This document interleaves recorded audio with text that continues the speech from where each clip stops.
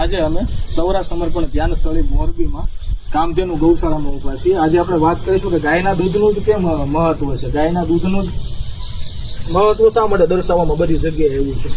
તો ગાય છે ને સૂર્યપ્રકાશમાં બેસીને સૂર્યકેતુ નાડીના માધ્યમથી સૂર્યની ઉર્જા જે છે ને, સૂર્યની જે ઉર્જાઓ હોય છે ને એ ઉર્જાને એના દૂધમાં ટ્રાન્સફર કરે છે। એટલા માટે ગાયનું દૂધ અને ગાયનું જે ઘી છે ને એ પીળા કલરનું હોય છે।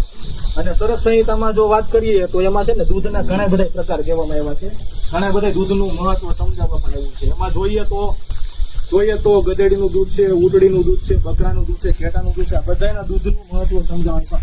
તેમાં પણ સૌથી સર્વશ્રેષ્ઠ જો કોઈ દૂધ હોય તો એ દેશી કે ગીર ગાયનું દૂધ છે।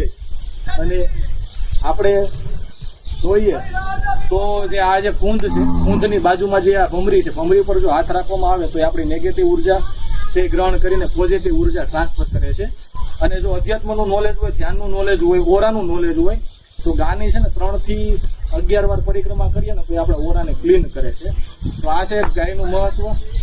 અને ઋષિ મુનિઓ આશ્રમની અંદર પણ ગૌશાળા રાખે છે। એનું કારણ શું છે? ગા છે એ પોઝિટિવ ઉર્જાને ગ્રહણ કરી અને જે જગ્યાએ ચાલે છે એટલી જગ્યામાં એ છે ને સકારાત્મક ઉર્જાને ટ્રાન્સફર કરે છે।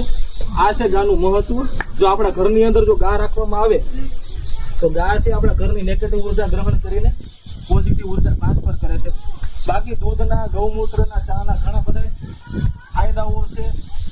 ગાનું પણ ઘણું બધું મહત્વ છે। આપણે એને આગળના વિડીયોમાં છે ને જાણીશું શા માટે ગાયને આપણા ઋષિ મુનિએ મહત્વ આપ્યું છે।